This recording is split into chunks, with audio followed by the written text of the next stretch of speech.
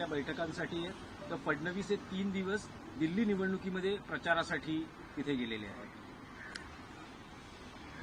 देवेंद्र फडणवीस हे महाराष्ट्र वारावर टाकून नेहमीच फिरत असतात.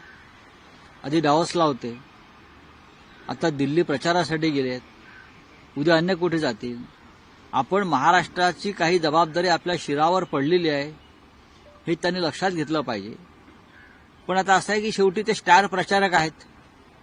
महाराष्ट्रात त्यांच्या पक्षाने जागा जिंकलेल्या आहेत, त्याचे श्रेय फडणवीसांना मिळत आहे. आणि महाराष्ट्राचाच फॉर्म्युला दिल्लीत वापरला तर प्रचार न करताही भाजप जिंकेल.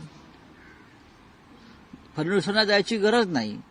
महाराष्ट्रातल्या विजयाचा फॉर्म्युला आणि पॅकेज जर त्यांनी दिल्लीमध्ये वापरायचं ठरवलं असेल तर प्रचार कशाला पाहिजे. भाजपला प्रचार करण्याची गरजच नाही, बूथवर जायची गरज नाही.